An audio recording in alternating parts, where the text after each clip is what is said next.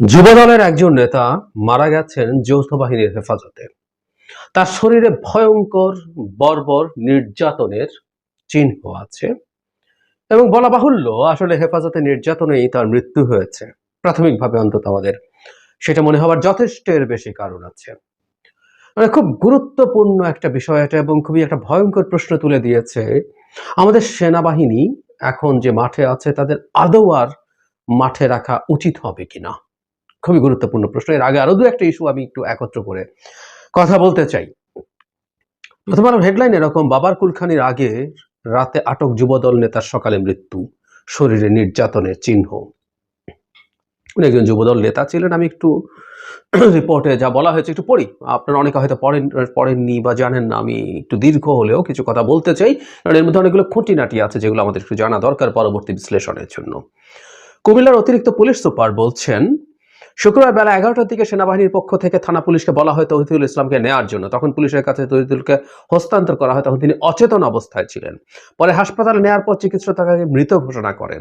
তাকে কেন আটক করা হয়েছিল, তিনি কিভাবে মারা গেলেন সেটি এখনই বলা যাচ্ছে না। তারা বলছেন যে তারা জানার চেষ্টা করছেন, ময়নাতদন্তের পর জানা যাবে। ঘটনার বর্ণনা দিয়ে তৌহিদুল ইসলামের ভাই সাদিকুর রহমান প্রথম আলোকে বলেন, বৃহস্পতিবার দিবাগত রাতে তার বাবার কুলখানির আয়োজন নিয়ে কাজ করছিলেন। 2:30টার দিকে সেনাবাহিনীর সদস্যরা বাড়িতে আসেন। তার সঙ্গে পুলিশের পোশাক পরা কাউকে দেখেননি, তবে সাদা পোশাকে 5 জন যুবক ছিলেন। বাড়িতে প্রবেশ করেই তারা তৌহিদুলকে আটক করেন। এরপর সবার কাছ থেকে মুঠোফোন কেড়ে নেন।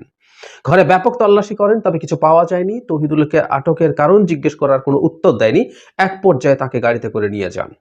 শুক্রবার সকালে আবারও সেনাবাহিনীর সদস্যরা বাড়িতে এসে ব্যাপক তল্লাশি করেন উল্লেখ করে সাদিকুর রহমান বলেন, তখনও কিছু বলেননি। সকালেও তৌহিদুল তাদের গাড়িতে ছিলেন, কিন্তু গাড়ি থেকে নামানো হয়নি। দূর থেকে তাকে নিস্তেজ মনে হয়েছিল। সাদিকুর রহমান বলেন, শুক্রবার বেলা 12:15টার দিকে কোতোয়ালি মডেল থানার পুলিশ অন্য ব্যক্তির ফোনের মাধ্যমে জানা যায় দ্রুত কুমিল্লা মেডিকেল কলেজ হাসপাতালে যেতে। আসার পরে ওনারা দেখেন যে তৌহিদুল আর নেই। তার কোমর থেকে পায়ের নিচ পর্যন্ত এমনভাবে পিটিয়ে নির্যাতন করা হয়েছে যে কালো ফোলা জখমের চিহ্ন রয়েছে। পেট, বুক, পিঠ বা গলা সহ শরীরের বিভিন্ন অংশে শুধুই নির্যাতনের চিহ্ন। তৌহিদুল ইসলামের বিরুদ্ধে মামলা তো দূরের কথা, একটা জিডিও নেই বলে তারা বলছেন। পাশের একটি পরিবারের সঙ্গে তাদের জমি জমা নিয়ে বিরোধ ছিল এবং সেই বিরোধের প্রশ্নে মিথ্যা অভিযোগ হতে পারে সেটা তারা ধারণা করছেন। মর্মান্তিক ব্যাপার, প্রত্যেকটা মৃত মানুষেরই পরিবার থাকে, তৌহিদুলেরও আছে। তার স্ত্রী এবং 4টা কন্যা আছে।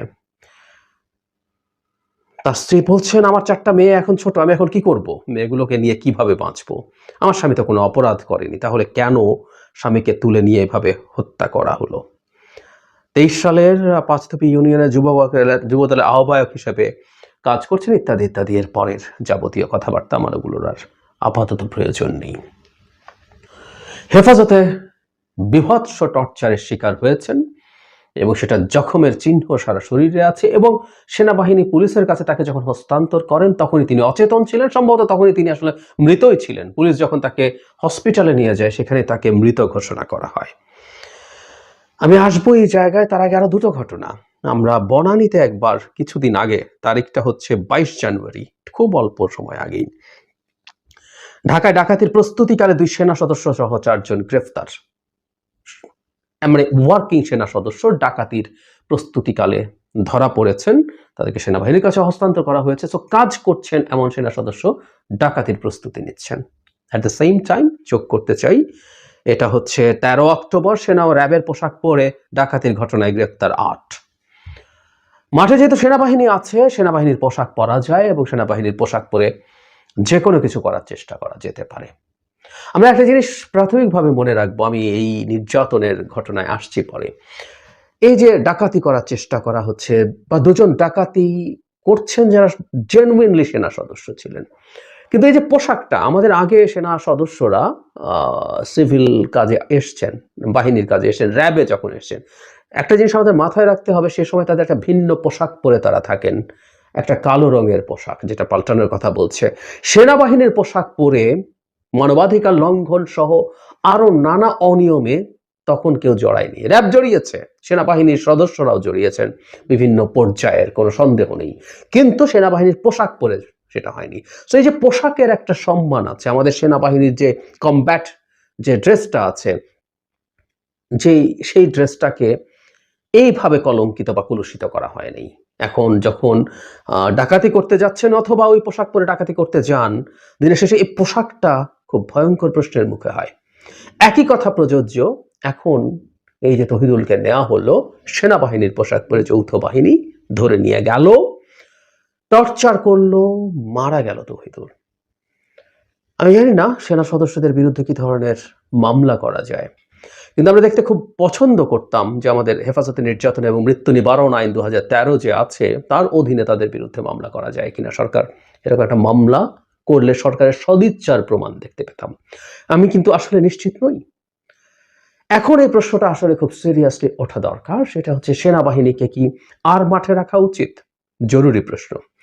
আমাদের মনে আছে নিশ্চয়ই এই সরকার যখন দায়িত্ব নেয় তখন পুলিশ ছিল না, এবং যে কজন পুলিশও ছিল তারা আসলে কাজ করছিলেন না। দেশ একেবারে একটা ভয়ঙ্কর নৈরাজ্যের দিকে চলে যাচ্ছিল। তখন আমি নিজেও তাদেরকে ক্লিয়ারলি বলেছিলাম, আমার অপিনিয়নও ছিল সেনাবাহিনীকে মাঠে রাখা এবং তাদেরকে ম্যাজিস্ট্রেসি ক্ষমতা দেয়া। আমিও সেটার পক্ষে ছিলাম এবং সেই আপৎকালীন সময়ে ওটা সঠিক সিদ্ধান্ত বলে মনে করি। আজ 6 মাস পার হয়েছে, এখন আসলে এটা ভাবতে হবে দীর্ঘদিন সেনাবাহিনীকে মাঠে আর রাখা উচিত হবে কিনা। একটা কথা আমাদের মনে রাখা দরকার, আমি র্যাব বাহিনীটাকে বিলুপ্ত করার পেছনে একটা খুব সিরিয়াস যুক্তি আমার পক্ষ থেকে যেটা মনে হয় সেটা হচ্ছে, আমরা কখনো, এটা আমাদের উচিত হবে না দেশের অভ্যন্তরের আইন শৃঙ্খলা রক্ষার কাজ সেনাবাহিনীকে দেয়া। আমরা সশস্ত্র বাহিনী এভাবে বলি, সেনা, বিমান, নৌ, যে বাহিনী হোক না কেন, এমনকি বিজেপিকেও দেয়া কখনোই উচিত নয়। কারণ হচ্ছে আইন শৃঙ্খলা রক্ষা একটা বিশেষ দক্ষতা, সেই দক্ষতা পুলিশকেই ট্রেনিং দিয়ে করতে হয়। পুলিশের কাজই হচ্ছে রাষ্ট্রের নাগরিক, নিজ রাষ্ট্রের নাগরিকদের সাথে তার যাবতীয় কর্মকাণ্ড, সে যদি কাউকে নিবৃত্ত করতে হয়, এমনকি গুলি যদি করতে হয়, সেটা নিজ রাষ্ট্রের মানুষের প্রতি গুলি। কিন্তু আমাদের সেনাবাহিনী, সশস্ত্র বাহিনী বা এমনকি বিজেপি, তার বন্দুকের নল তাক করা থাকে শত্রুর দিকে।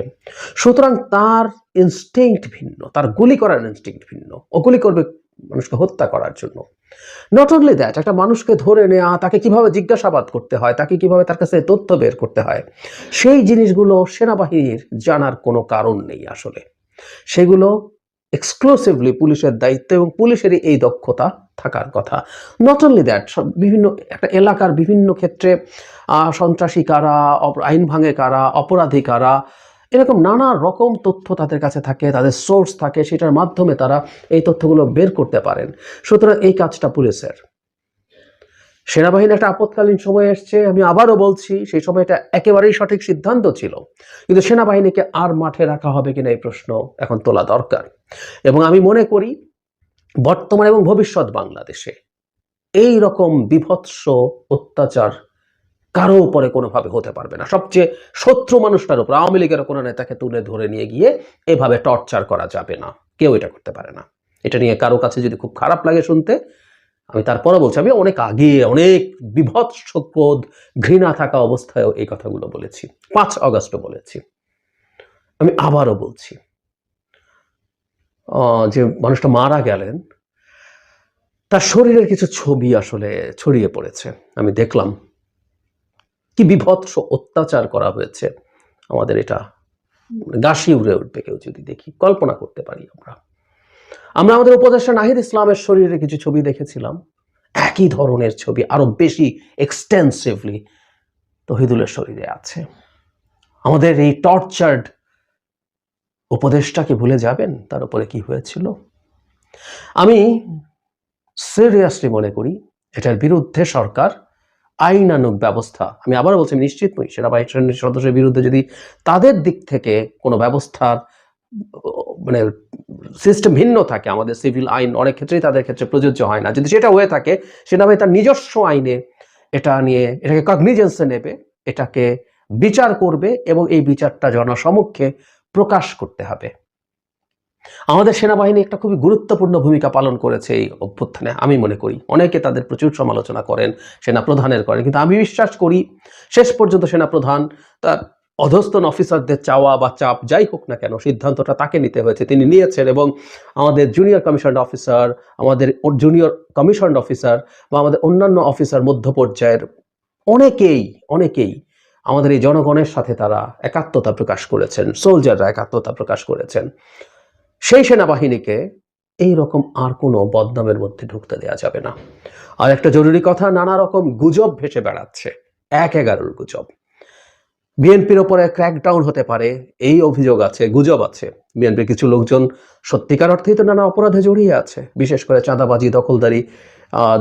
দল তার বিরুদ্ধে ব্যবস্থা নেওয়ার পরও এটা যে শেষ হয়ে গেছে তা না। সুতরাং এই বাহানায় তাদেরকে ধরা হতে পারে এবং তাদের বিরুদ্ধে মারাত্মক ক্র্যাকডাউন চালানো হতে পারে, এরকম নানান গুজব আসলে এখন মাঠে আছে।